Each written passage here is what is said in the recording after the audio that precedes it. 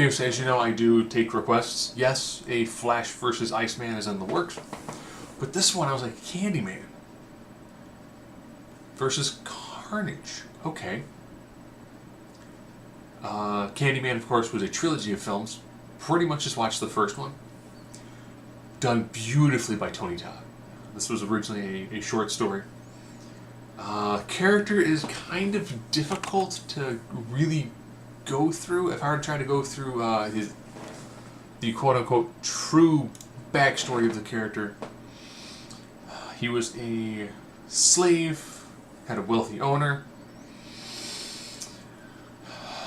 He ended up having an affair, which produced a child, and the slave owner took it back at him, cut off his hand, covered him in honey and let bees eat him. Hence the name Candyman came from a child who licked some of the honey off of him. And they had him look into a mirror to see his disfigured face and disfigured body as he eventually died. Now, in the Candyman film, it's in Cabrini Green, which was I won't say, you can just Google it and you can find everything you ever want to know about it. And if you looked into a mirror and said his name 5 times, he would appear and kill you.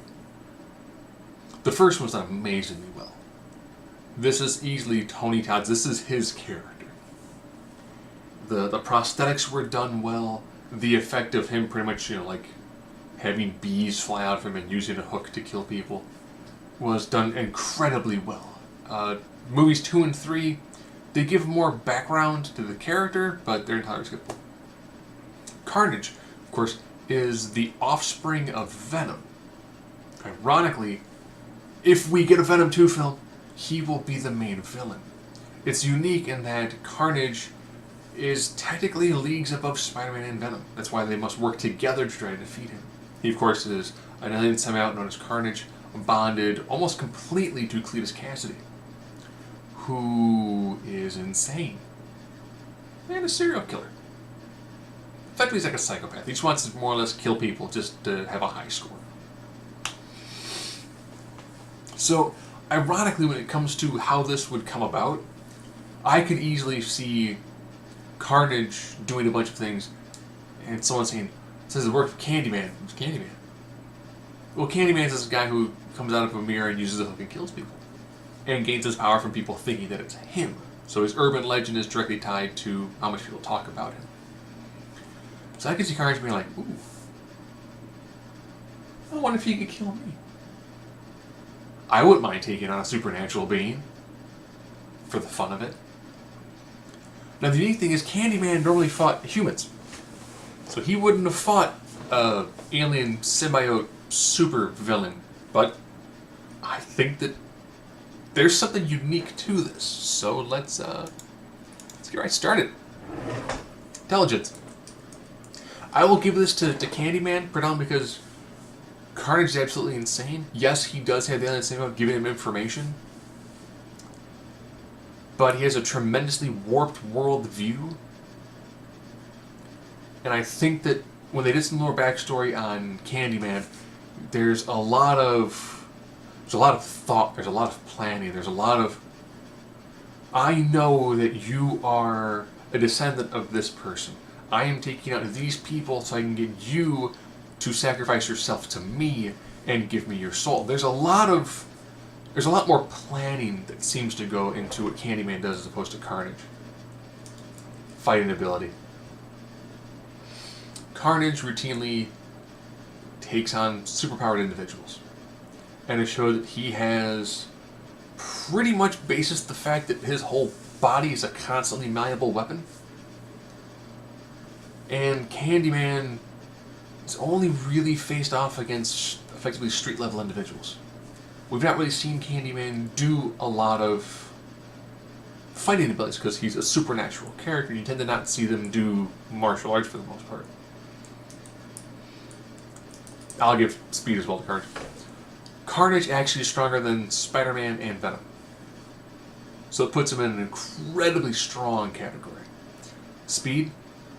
Candyman comes out of mirrors, they do show that he does have a level of above human level speed, but Carnage, through speed maneuverability, can scale up vertical surfaces. So he definitely has a tremendous advantage there. And vulnerability. They show Candyman pretty much being shot point blank. He is effectively unkillable as long as his myth is alive and people are discussing him. Durability. Same thing. While looking at Carnage, yes, Carnage vulnerability. He can take small arms fire. He's decently strong against Sonics. Any sort of heat is going to affect him. So if these two guys are fighting and a fire breaks out, Carnage is going to have some issues. Yes, Carnage has shown that he can recover from mortal injuries. And he can recover fairly quickly. How well that would handle against an individual who is going to effectively be a supernatural killer? I don't quite know how well durability hangs up against somebody with a supernatural hook that kills people. But Candyman is a supernatural vengeful spirit. You can't harm him physically, and he recovers near instantaneously. Energy projection. So now I have to look at bees or projectiles from any point in the body at any style that you want that lasts for 10 seconds. While the bees will be a unique annoyance, I think that at range, the fact that Carnage can pretty easily be like, oh, bees. Darts. Okay, I've pinned all of her bees against the walls. I don't picture that having that much of a tremendous effect. Versatility. This is the fact that Carnage technically is a shapeshifter. Bind any sort of weapon he wants. He can camouflage into his surroundings.